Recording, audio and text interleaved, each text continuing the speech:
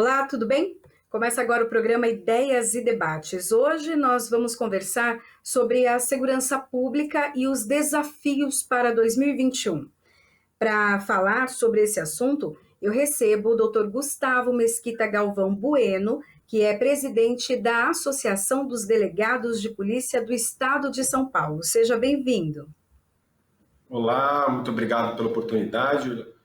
Olá a todos os ouvintes, a audiência da TV Alesp. Nós que agradecemos. Também recebemos para essa conversa o doutor André Pereira, que é diretor de Relações Institucionais da ADPESP, que é também a Associação dos Delegados de Polícia do Estado de São Paulo. Seja bem-vindo. Olá, muito obrigado, Priscila, pela oportunidade. Estamos aqui à disposição para realizar esse debate. Obrigada. Bom, para começar, presidente, durante vários anos, a atuação de vocês sempre foi muito presente ali na Assembleia. Eu queria que o senhor falasse um pouquinho sobre as demandas que, então, a categoria tem, né? O que tem sido bandeira de vocês ao longo desses anos? Perfeitamente. Olha, os desafios, as demandas, as necessidades da Polícia Civil do Estado de São Paulo são muitos. Infelizmente, a Polícia Civil do Estado de São Paulo é vítima de uma política de descaso, de falhas de políticas públicas governamentais ao longo das últimas 3 décadas, né? O que gera hoje diversos problemas sistêmicos, como, por exemplo, o déficit de funcionários hoje, que ultrapassa 14 mil policiais, quase 1/3 do efetivo da Polícia Civil, equipamentos, infraestrutura precária e, sobretudo, os baixos salários, que reflete na desvalorização no ser humano policial civil, prejudica a motivação desse policial, faz com que o Estado de São Paulo perca diariamente bons policiais que partem para outros estados e outras carreiras, e isso, sem dúvida, prejudica muito a população. Então, cabe ao governo do Estado de São Paulo e também ao Poder Legislativo do Estado de São Paulo procederem, tomarem as medidas providências para progressivamente a gente suprir essas necessidades e fortalecer a Polícia Civil para o bem de toda a sociedade, porque a Polícia Civil do Estado de São Paulo é um patrimônio da sociedade paulista. Uhum. Doutor André, queria que o senhor falasse um pouco disso também, né? É uma luta que vem há anos e vocês sempre ali conversando com os deputados, com os presidentes da Assembleia, tentando uma negociação, tentando apoio também dos parlamentares que são ali da área da segurança pública. Pois não, Priscila. O que a gente tem de mais premente nesse momento é a pauta remuneratória. Junto a ela, nós temos a necessidade de uma regulamentação de jornada de trabalho policial civil, bem como a necessidade de um plano de carreira. O estado de São Paulo é um dos estados com um plano de carreira mais antigo e ainda dentro de um modelo remuneratório que não é mais observado no restante dos estados da federação. Para você ter uma ideia, 22 dos estados da federação já implementaram um modelo remuneratório de subsídio e São Paulo ficou para trás. Estados como Maranhão, por exemplo, fizeram isso desde 2006, 2011, outros estados seguiram fazendo esse tipo de modulação ou melhor, de aperfeiçoamento do seu modelo remuneratório e São Paulo realmente ficou para trás e isso causou também a triste realidade de que o estado mais rico da federação paga o pior salário aos seus policiais. Presidente, a associação também entregou para o governador João Dória, né, ainda falando sobre esse assunto entregando, na verdade, um acordo, né, uma proposta de estrutura para a recomposição salarial, então, da polícia. Eu queria que o senhor falasse um pouco disso. Foi entregue, então, esse documento, essa proposta, o que tem nesse documento que pode ajudar, então, no modelo remuneratório de subsídio? Olha, é importante a gente frisar que a ADPESP, a Associação dos Delegados de Polícia do Estado de São Paulo, ela é uma entidade que ela tem como fim defender os seus associados, defender os interesses da categoria dos delegados de polícia, dos policiais civis em geral, mas nós temos, sobretudo, uma consciência, uma responsabilidade com o interesse público. Então, nesse sentido, nós, quando ao reivindicarmos alguma medida, nós apontamos também as propostas, nós indicamos o caminho a se chegar naqueles objetivos que nós reivindicamos. E, nesse sentido, nós já enviamos ao governador João Dória diversas propostas. Nós temos um documento denominado 10 medidas de fortalecimento da Polícia Civil. Esse documento também já foi entregue aos parlamentares aí da Alesp e também ao governador João Dória. E também no aspecto remuneratório, nós temos um projeto que ele realiza justamente essa transição bem dita pelo doutor André, de acordo com o mandamento constitucional, essa transição do nosso sistema remuneratório para o sistema subsidial, e também promove algumas mudanças no plano de carreira, que é importante também a gente utilizar, que hoje uma grande dificuldade da Polícia Civil é a sua legislação, a sua lei orgânica, que hoje é anacrônica, é desatualizada e precisa de urgentes reformas, seja na questão da sua estrutura organizacional, seja também no plano de carreira. Hoje, infelizmente, nem todos os delegados de polícia podem sonhar em alcançar o último patamar da carreira, porque para isso é necessário, infelizmente, uma gerência, muitas vezes, um apadrinhamento político, que é muito ruim para a instituição. Então, bom seria se todo delegado de polícia com capacidade, com projeto e com vontade pudesse atingir o último patamar da carreira, a classe especial, sem depender de apadrinhamentos políticos, né? Apenas para dar um exemplo. E também a questão do regime disciplinar, que hoje também é bastante anacrônico, tem diversas figuras disciplinares que já não se coadunam com a própria Constituição Federal de 1988. Então, tudo isso precisa ser reformado. Veja que essas medidas, elas não se referem necessariamente a incrementos salariais, não geram impacto financeiro para o governo do Estado de São Paulo. São medidas que o governo do Estado e o Poder Legislativo poderiam e deveriam adotar para fortalecer a Polícia Civil, medidas que fornecem mais prerrogativas, que blindam a Polícia Civil contra ingerências políticas externas. A Polícia Civil é uma polícia investigativa, portanto, ela tem que ter liberdade para atuar em sua plenitude, sem depender das ingerências políticas que muitas vezes buscam tolher o trabalho da Polícia Civil, né?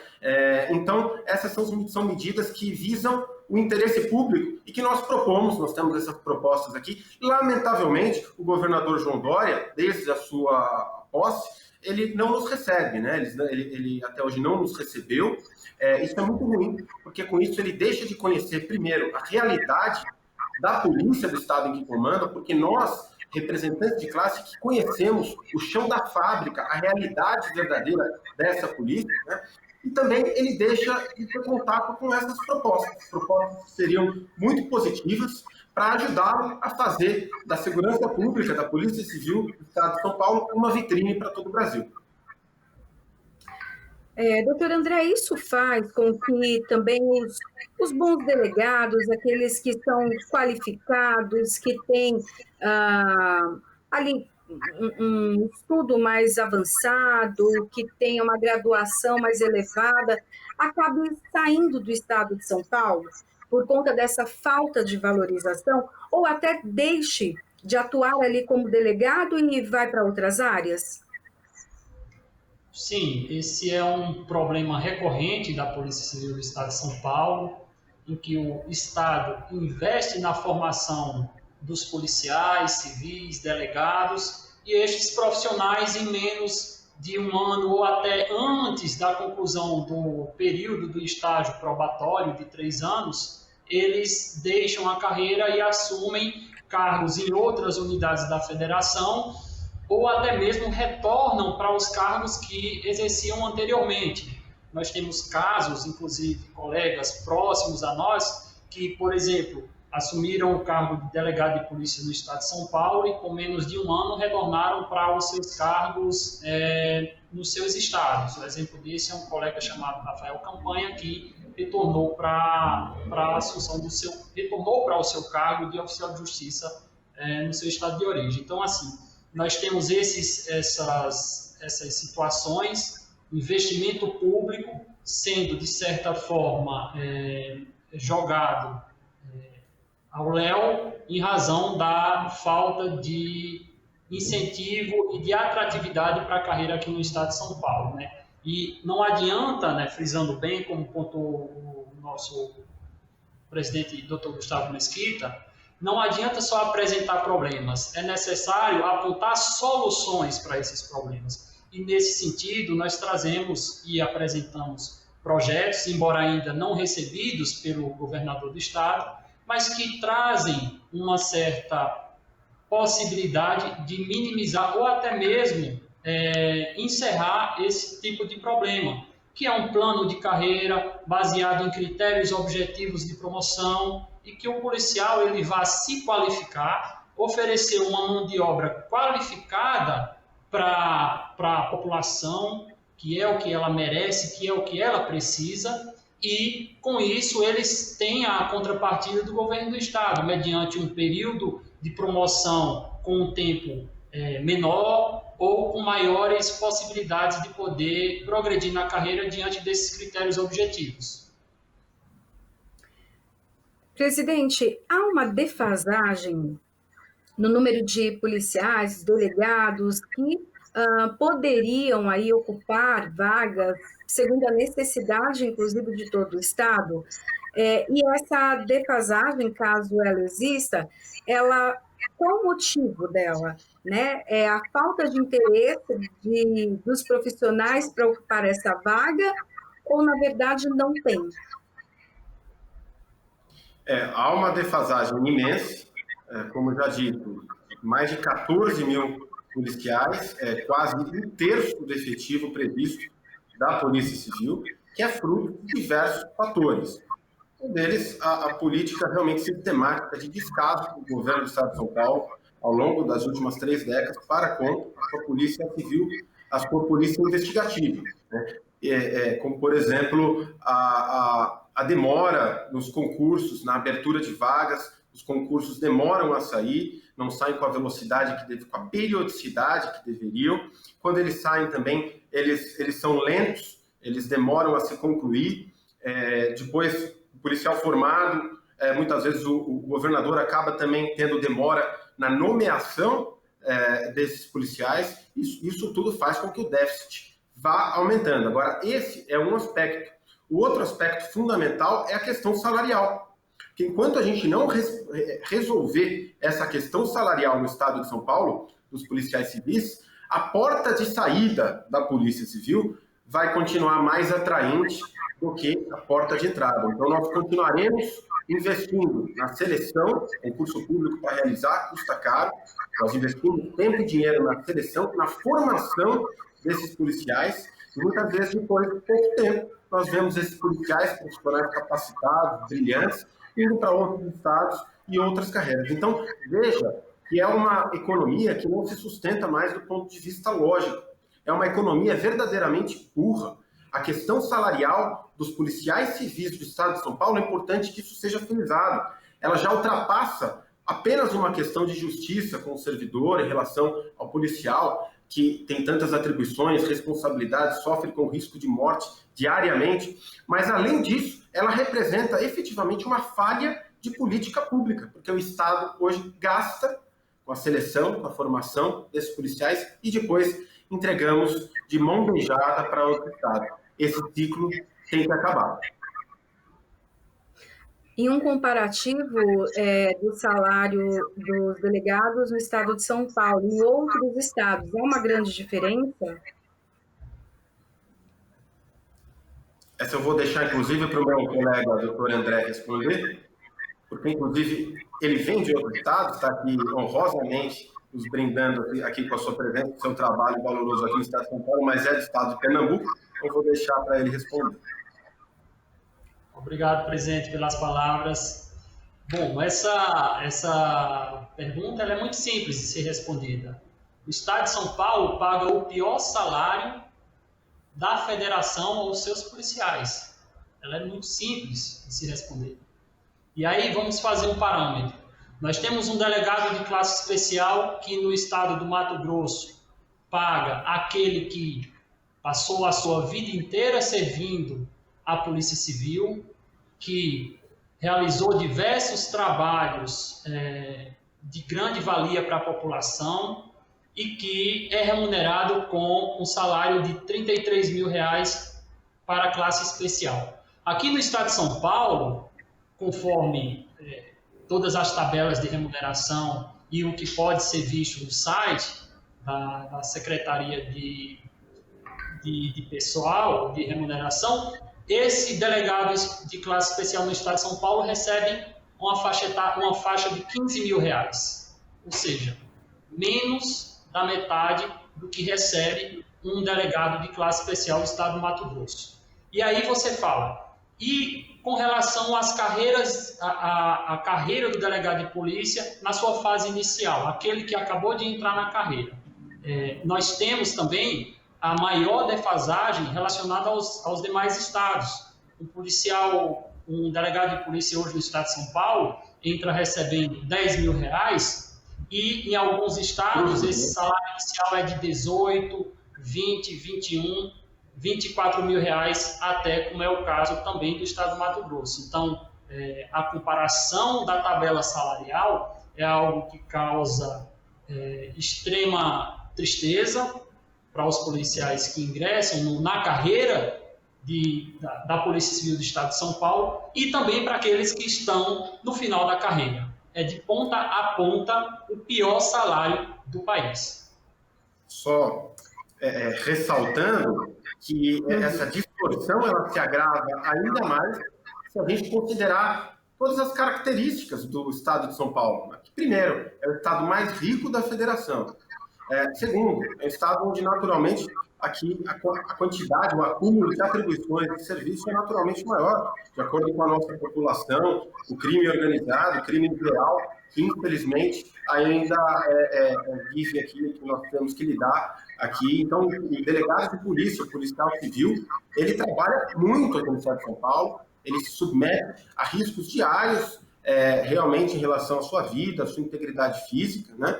Muitas vezes ele é obrigado a trabalhar por 2, por 3, devido justamente à questão também do déficit de funcionários, e ele recebe como recompensa o pior salário da federação. Então, é muito triste porque é natural a gente imaginar que isso gere uma desmotivação natural no profissional. Todo profissional precisa de motivação, precisa de um salário digno para a sua subsistência, para ele se dedicar integralmente à sua função, né? Hoje é importante a gente frisar aqui, a gente falar em português claro, o policial civil muitas vezes é obrigado a recorrer aos bicos. Ele é obrigado, o policial civil que quer permanecer na legalidade, a viver do seu salário, ele tem que recorrer aos bicos, às atividades paralelas, para poder complementar o seu salário, para poder colocar o pão, o leite na mesa da família, porque senão ele não tem condições. Agora, isso é muito ruim. O ideal seria que o policial civil, policial militar, pudesse se dedicar exclusivamente à atividade policial. Só que isso só é possível pagando salário digno a esses profissionais. E lembrando, né, presidente, que nesse momento de pandemia, tanto os profissionais da área da saúde quanto os profissionais da segurança pública foram e são essenciais, né, nesse período, e extremamente expostos também a todos os riscos no caso dessa contaminação. Foi muito bom você ter tocado nesse assunto, Priscila, porque justamente essa é uma outra reivindicação nossa, que os policiais civis, que justamente como você disse, estiveram a todo momento na linha de frente da pandemia, que eles fossem já incluídos nessa primeira fase de vacinação. Porque durante todo momento nós estivemos expostos aos riscos da pandemia, se aliando aos riscos naturais já da nossa profissão, ainda mais expostos aos riscos, né, garantindo o funcionamento da sociedade, porque sem segurança pública a sociedade ela colapsa. Então, a continuidade do funcionamento dos policiais e serviços de segurança pública, ela garantiu nesse período, tem garantido o funcionamento da sociedade, e o que nós percebemos é que, mais uma vez, os policiais são deixados de lado, são esquecidos, né? Então, assim como os profissionais da saúde, que com toda razão estão sendo agora priorizados, os que nós defendemos e temos reivindicado do governo é que os policiais, em geral, policiais civis, policiais militares, membros de todas as forças de segurança do Estado, fossem priorizados já na primeira fase de imunização, o que, infelizmente, ainda o governador não realizou. Mas nós queremos acreditar que o governador reveja essa situação e inclua os profissionais e funcionários de segurança pública na primeira fase. Eu queria falar também sobre uma visita, né, que a associação fez a Brasília. Há, então, uma postura da associação para discutir a reforma administrativa, para falar dos riscos que ela oferece ou não, aquilo que é preciso realmente haver ali uma reforma e algumas direções que realmente vão ser prejudiciais para a categoria? Sim, sem dúvida alguma, nós estamos bastante atentos e vigilantes em relação à reforma administrativa, tanto em âmbito federal como também em âmbito estadual. E, sobretudo, não só por uma questão, como você bem disse, de defesa justa da categoria, mas também por uma questão de defesa da sociedade, uma defesa da população, porque o serviço público bem prestado, ele muitas vezes é o único patrimônio daqueles que nada têm. Então, você proteger as atividades, como atividades policiais, como atividades de segurança pública, que são atividades típicas de Estado, o que quer dizer isso? São atividades que não podem ser prestadas pela iniciativa privada, né? Se, eventualmente, a polícia faltar, a população não pode recorrer, não pode realizar o seu próprio policiamento, não pode contratar um policiamento privado, porque ela é uma atividade exclusiva de Estado.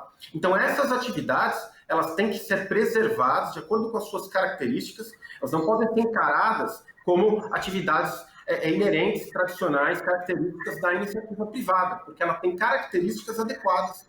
Eu acho que a grande questão nessa parte da reforma administrativa, nesse aspecto, é a gente encarar o serviço público como uma atividade diferenciada em relação à iniciativa privada. Isso, muito diferentemente, contrariamente a importar em privilégios, nós estamos aqui defendendo, repito, o serviço público que é o patrimônio da população. Doutor André, eu queria que o senhor falasse um pouco disso, de algumas coisas que tem, então, na reforma administrativa e que trazem alerta, né? Tanto para o setor quanto para a população no geral. Bom, a reforma administrativa encaminhada pelo governo federal no ano passado, por meio de uma PEC, proposta de emenda à Constituição, ela traz algumas e diversas modificações na estrutura do serviço público do Poder Executivo. Um ponto interessante, Priscila, da reforma administrativa é que ela foi encaminhada pelo governo federal, no entanto, ela deixou de fora, na maioria dos aspectos, o Poder Executivo e o Poder Legislativo. Ou seja, a reforma administrativa, da forma como ela foi encaminhada, ela só vai atingir a estrutura do Poder Executivo. Obviamente que não há nenhum óbice do governo federal em encaminhar reformas pertinentes ao Legislativo e ao Judiciário, tendo em vista se tratar de uma PEC. Então, o argumento que poderia vir nesse sentido, realmente ele não tem embasamento, né? Alguns pontos específicos da reforma administrativa que nos causam preocupação são a extinção de alguns direitos, como, por exemplo, a extinção de verbas remuneratórias decorrentes de tempo de serviço. Isso, traçando em breves linhas, significa extinguir quinquênio e sexta parte da remuneração dos servidores públicos. Outra, que também atinge diretamente os policiais civis do Estado de São Paulo, seria a extinção de licença-prêmio. Obviamente, o governo federal traça linhas principiológicas nesse projeto encaminhado ao Poder Legislativo, em que cita que essas reformas só atingirão os servidores que entrarem daqui para frente, mas no próprio texto não existe algo muito claro relacionado a essas parcelas referentes a tempo de serviço. Isso nos causa grande preocupação, até pela forma como está redigido o projeto de emenda constitucional. Inclusive, pelas fases desse projeto de emenda, primeiro se vai para o Congresso essa PEC, proposta de emenda à Constituição, e a partir dela existirão outras fases que trarão a regulamentação dessa proposta de emenda à Constituição. E as balizas dessa regulamentação, elas não foram bem definidas nesse projeto. Então, a gente tem uma discussão aí enorme pela frente e, obviamente, que estaremos sempre aí atentos para resguardar os direitos dos servidores públicos, de uma forma geral, e mais ainda dos policiais civis, porque determinados pontos atingem diretamente a estrutura da Polícia Civil no seu quadro funcional, que já está extremamente debilitado. Apenas reforçando tudo isso que o doutor André muito bem falou, esses direitos que ele citou, alguns dos direitos que nós sofremos ameaça agora de perder com a reforma administrativa, na verdade, novamente, longe de serem privilégios, eles representam compensações pela natureza do trabalho policial, no caso policial civil, né? Um trabalho insalubre, onde o policial sofre risco de vida todos os dias, onde ele não tem horário fixo de trabalho, ele pode ser chamado a qualquer momento e ele tem que comparecer ao seu trabalho, atender a uma chamada, a uma necessidade da população, né? Então, para aqueles que consideram essas compensações como privilégios, eu faço o seguinte convite, que compareçam a uma delegacia de polícia e presenciem, permaneçam durante um plantão policial em uma delegacia de polícia. E eu tenho certeza que se eles sobreviverem até o final desse plantão, eles certamente irão mudar de ideia. Realmente, né? A segurança pública é algo muito importante para toda a sociedade. Infelizmente, também há um movimento, né, presidente, para tirar e desqualificar um pouco, né, o poder, a responsabilidade da polícia em relação à sociedade, né? Infelizmente, a gente vê muitas vezes um movimento de parte da sociedade, parte da classe política, no sentido de tentar demonizar os funcionários públicos como se fossem eles os grandes causadores de todos os problemas do país, né? Deixando de lado todos os verdadeiros problemas, toda a corrupção, os privilégios que estão nas mais altas castas, aí sim, do poder, de todos os poderes, do funcionalismo público, descartando as isenções milionárias, isenções fiscais, renúncias fiscais a banqueiros e a poderosos de toda espécie. Então, eu acho que isso é muito ruim para a sociedade, para a população, essa caça às bruxas que tem sido feita em relação aos funcionários públicos, que, claro, os excessos, as distorções devem ser corrigidas, ninguém aqui defende privilégio, mas toda generalização não faz bem, e isso, sem dúvida alguma, é um movimento que faz muito mal à sociedade. Repito, o serviço público bem prestado, ele é uma garantia, é um direito de todo cidadão. Para isso, ele tem que ser preservado e protegido e valorizado. Presidente, eu queria que o senhor falasse um pouco para a gente agora sobre a Lei Orgânica da Polícia Civil. O que ela contempla?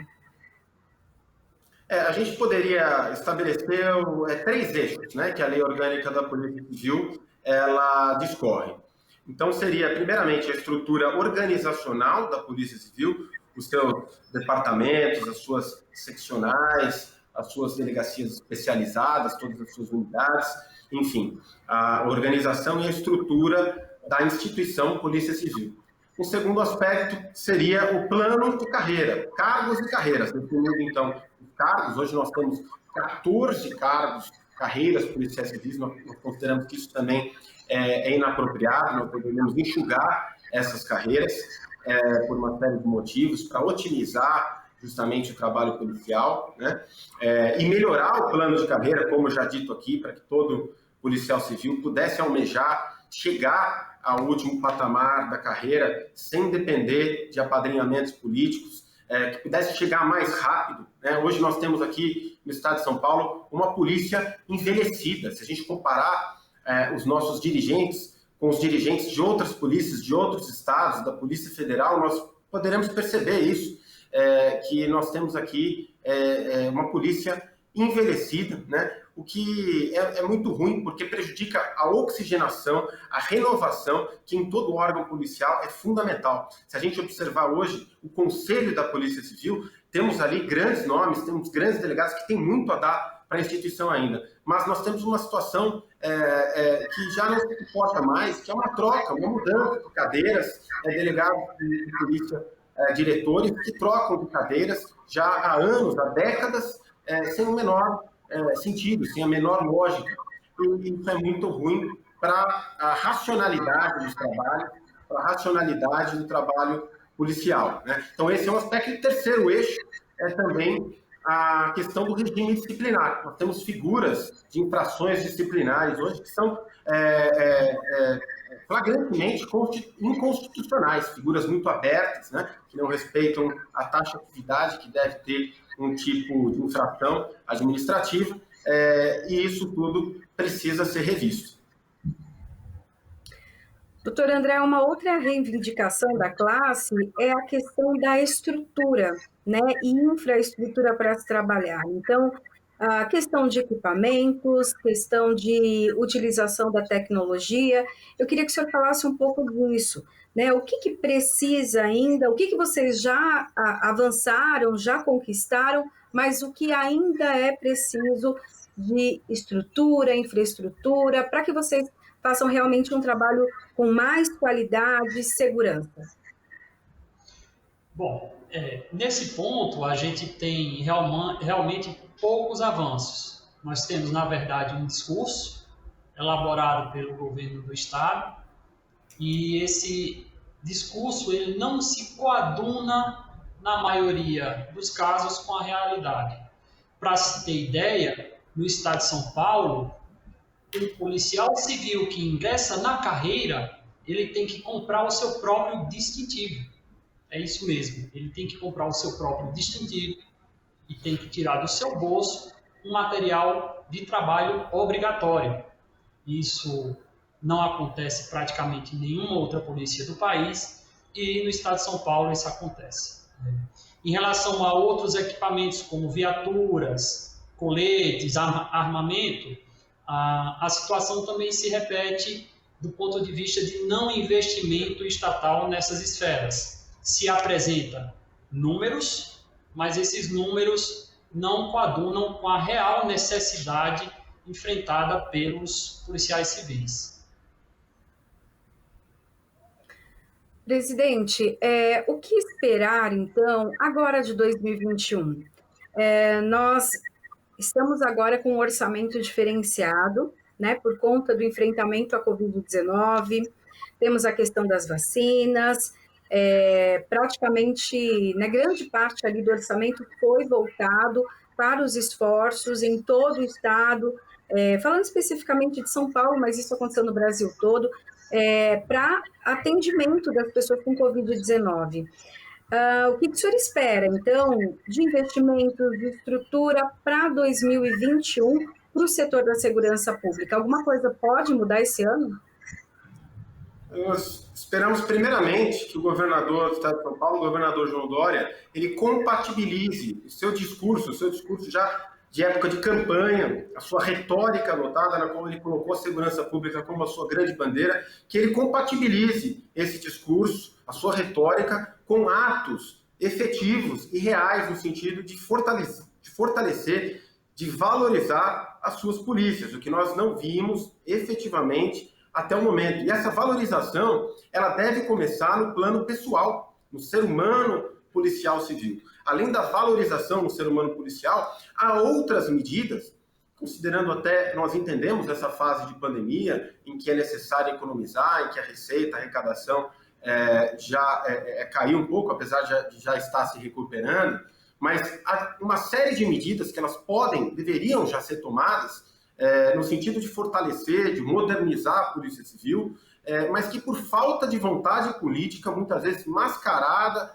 por outros problemas, no momento agora, por exemplo, a pandemia, que acaba servindo de desculpa para todos os problemas, né? Não se pode levar adiante um processo legislativo importante por conta da pandemia. Muitas vezes esse tipo de argumento não se sustenta, né? Eu vou dar um exemplo aqui de uma medida legislativa importante que no ano retrasado nós conseguimos aprovar. Era o projeto que criava o fundo especial da Polícia Civil, que era alimentado pela verba recuperada das investigações de lavagem de dinheiro. Um projeto que foi apresentado pelo deputado Olim, né, que inclusive reproduzia uma medida legislativa já proposta em outros estados, que consistia justamente em a gente trazer aqueles valores recuperados dessas investigações de lavagem de dinheiro, recuperar esses valores que estavam no crime organizado e trazê-los de volta para a Polícia Civil. Então, veja que é uma medida que ela provoca um verdadeiro ganha-ganha. De um lado, incentiva-se a polícia a investigar mais, a produzir mais, a recuperar mais verbas, enfraquece o crime organizado, sufocando, estrangulando o crime financeiramente, que é uma das maneiras fundamentais da gente verdadeiramente combater o crime organizado, e de outro lado, nós desoneraríamos o próprio gasto público, porque esse valor ele poderia ser aplicado na própria Polícia Civil, eliminando a necessidade de investimentos do poder executivo do governo, né? Esse projeto acabou, lamentavelmente, sendo vetado pelo governador. Nós não entendemos o motivo desse veto, mas seria importante que medidas como essa viessem novamente a ser analisadas, projetos legislativos como esse viessem a ser adotados, e porque também eles promovem um efeito muito importante, que é eliminar a dependência política da Polícia Civil, né? Hoje nós não podemos ficar dependentes, uma polícia que é de Estado, uma polícia que tem o dever de investigar quem seja, independentemente do status social ou do cargo político, se necessário até a própria classe política. Nós não podemos depender justamente dessa classe política. Então, todas as medidas tendentes a eliminar a nossa violência, dar mais autonomia e independência para a Polícia Civil, elas são bem-vindas e necessárias. Então, nós clamamos aos parlamentares que realmente proponham projetos legislativos nesse sentido, porque eles farão muito bem para a Polícia Civil e para toda a população. Outro dia, inclusive, eu conversava com o deputado Danilo Balas, e ele comentava que, às vezes, o servidor, que ele faz uma denúncia de alguma irregularidade, de algum crime, ele acaba sendo depois julgado ou punido. Isso acontece também quando há investigação dentro do âmbito ali entre os delegados, Polícia Civil. Isso costuma acontecer, e isso acaba também inibindo, né, que casos ali de erros, de crimes sejam cometidos. Eu queria que vocês falassem um pouquinho sobre isso também dentro do ambiente que vocês vivem. Doutor André, gostaria de começar? Pois não. Com relação a faltas funcionais e também a investigação de crimes no âmbito da Polícia Civil, nós temos o órgão responsável por tal procedimento, que é a Corregedoria de Polícia. Muitas vezes, essa Corregedoria de Polícia, até pela própria fragmentação da instituição Polícia Civil como um todo, possui poucos funcionários e funcionários também com uma sobrecarga imensa de trabalho. Então, tudo é orgânico. O que falta em um lado interfere no outro.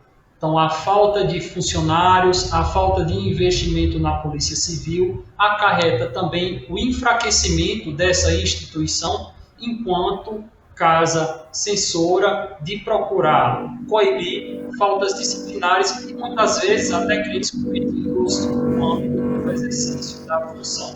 É importante lembrar que isso não é uma característica das polícias, é também de qualquer outra esfera institucional e até mesmo privada, mas que com uma corregedoria forte estruturada, com pessoas em número suficiente para trabalhar, poderiam sim coibir determinados desvios de conduta na Polícia Civil. Então, nós percebemos que os problemas, eles são pontuados aqui, mas a esfera que essas deficiências atingem são imensas, inclusive nessa esfera de combate a desvios internos, e que a Polícia Civil, como um todo, precisa ser reestruturada do ponto de vista de pessoal, ou seja, material humano, capital humano, precisa ter investimento nessa esfera, estrutura para que os policiais possam trabalhar e, no final das contas, que esses policiais estejam incentivados, motivados, principalmente, isso é um ponto que eu queria destacar, principalmente incentivados a se qualificarem, a não ficarem parados no tempo, muitas vezes tendo que trabalhar, fazer bicos e, nesse ponto, deixar de se qualificarem para apresentar um serviço ainda melhor para a sociedade e que tenha a possibilidade de ter a retribuição por isso, fazendo cursos, trazendo, protocolando na própria instituição e mostrando, eu estou me qualificando. O Estado precisa remunerar essas pessoas que buscam um melhoramento pessoal e profissional. Então, é nessa seara que a gente precisa, em muito, avançar ainda na Polícia Civil do Estado de São Paulo. Presidente. Complementando, é importante a gente dizer também que é fundamental que o policial civil, seja o delegado ou qualquer outra carreira, que ele tenha liberdade, autonomia, tranquilidade para realizar as suas investigações sem qualquer influência, sem pressões, sem coações de qualquer tipo. Por isso que é necessário, quando a gente fala da necessidade de blindar a Polícia Civil contra ingerências externas. Porque, veja, durante uma investigação qualquer, durante uma interceptação, por exemplo, o delegado de uma unidade policial territorial, por exemplo, de um distrito policial de bairro, ele pode se deparar ali numa interceptação com o envolvimento de um político do alto escalão. E ele tem que ter liberdade para realizar a investigação também em relação a esse político, se necessário. Claro, respeitadas todas as necessidades e os requisitos legais, processuais, penais. E para isso a gente precisa blindar a polícia contra ingerências externas de políticos, muitas vezes inescrupulosos, que querem fazer da Polícia Civil o seu feudo. Aqui no estado de São Paulo, ainda vige na cidade, um decreto do governador João Dória, que na cidade de São Paulo, qualquer investigação policial civil que resvale em um agente público aqui do município do estado de São Paulo, essa investigação ela deve ser exclusivamente remetida e prosseguida por uma única delegacia aqui no estado de São Paulo. Nós somos contra esse tipo de decreto, porque ao invés de ele fomentar essas investigações contra corruptos, contra crimes de colarinho branco, que representam um dos grandes anseios, reclamos da população, elas acabam restringindo e facilitando com que o governador possa controlar essas investigações, muitas vezes apenas colocando ali em posições estratégicas algum dos seus apaniguados. Então, é importante que também nós trabalhemos, esclareçamos aí a sociedade no sentido de cobrar que atos como esse, decretos como esse, sejam revogados e no sentido de promover, de apoiar outras medidas legislativas que promovam a autonomia dessa polícia civil, que é a polícia investigativa. Bom, nós estamos chegando agora ao finalzinho, então, do nosso programa. Eu quero agradecer, então, a participação, primeiro, do doutor, Gustavo Mesquita Galvão Bueno, que é o presidente da Associação dos Delegados de Polícia do Estado de São Paulo. Um minutinho para suas considerações finais. Queria agradecer a oportunidade, a você, Priscila, a TV Alesp, dizer a toda a população, esclarecer, sempre uma oportunidade muito boa, muito importante da gente esclarecer a população acerca da importância da Polícia Civil e os reflexos que uma Polícia Civil fortalecida, atuando em sua plenitude, pode causar no dia a dia, na segurança da população. E, nesse sentido, chamar a população para abraçar a nossa causa, porque ninguém melhor do que a maior autoridade pública do Estado de São Paulo, que é o cidadão paulista, é destinatário, detentor de todo o poder em um Estado de Direito, ninguém melhor do que o cidadão paulista para cobrar do governo de São Paulo aquilo que é sua obrigação, que não é favor. Investir em segurança pública, investir na Polícia Civil, na Polícia Militar, é obrigação do governador do Estado. E ninguém melhor do que o cidadão para cobrar do governador essa valorização, esse fortalecimento para o bem de toda a população. Agradeço também a participação do Dr. André Pereira, que é diretor de Relações Institucionais da ADEPESP. Suas considerações finais. Muito obrigado, Priscila, a você, a TV Alesp, pela oportunidade, pelo espaço, para que a gente venha aqui esclarecer a população a respeito das minúcias relativas à segurança pública do Estado de São Paulo e com foco na Polícia Civil. Agradeço mais uma vez a oportunidade e estamos sempre à disposição. Eu que agradeço também esse espaço sempre aberto para vocês. Bom, o programa Ideias e Debates fica por aqui. A gente se encontra na programação da Rede Alesp. Tchau, tchau.